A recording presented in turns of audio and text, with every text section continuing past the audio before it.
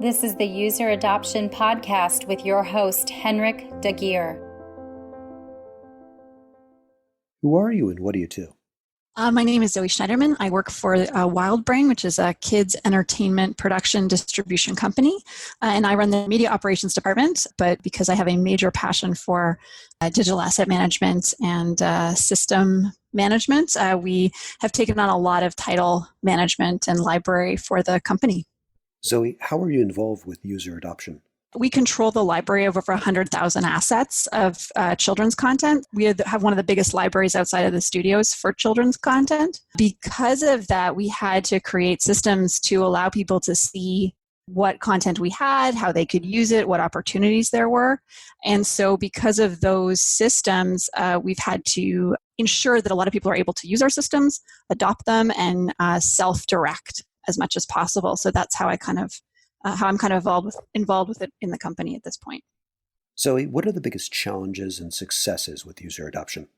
I think one of the biggest successes we've seen is governance.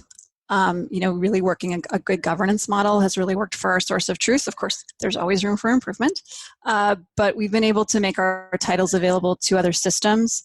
So one of the ways we've created user adoption is by being able to share our data with their specific system. So they're using our data, but they're using it through their own comfort level on their specific system. Also, training has been really important. So we've been able to spread the use of our title management system throughout the company by just making training available.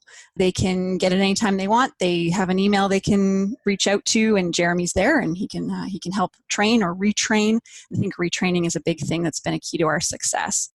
Challenges, for sure, it doesn't work the way it's supposed to right off the bat, and people will drop it like a hot potato.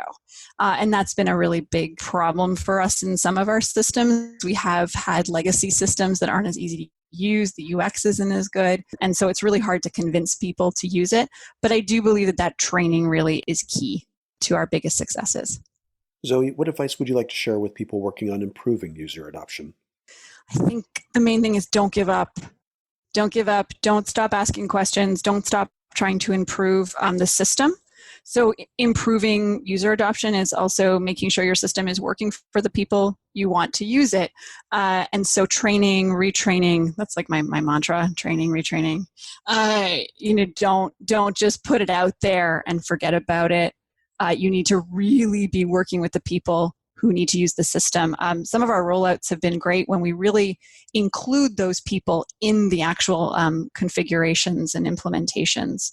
We've had a lot of good feedback from people, and when people feel heard, they're more likely to use your system. So that governance model of like meeting quarterly or yearly or whatever you have time for with your users and get their feedback, or have a system where they can give you feedback on the thing, and don't be afraid of criticism. That's okay. No system's going to be perfect. Getting that feedback, I think, is crucial. Zoe, where can we learn more about user adoption and your work on the subject? Unfortunately, I'm not a very good academic, so I have no white papers or anything. It's something I would like to get into. But my personal work you can't find, although I do follow different pieces of writing, like at Henry Stewart conferences and the like. So I think that's... I love being part of the digital asset management community, as well as the kind of analytics community. I find that they have the same similar issues on LinkedIn. I found a great network there as well. Great. Well, thanks, Zoe. Thanks for having me. For more on this, visit useradoptionpodcast.com. Don't forget to please subscribe, rate, and review. And for a book about this, check out useradoptionbook.com. Tune in next week for the next episode. Thanks for listening.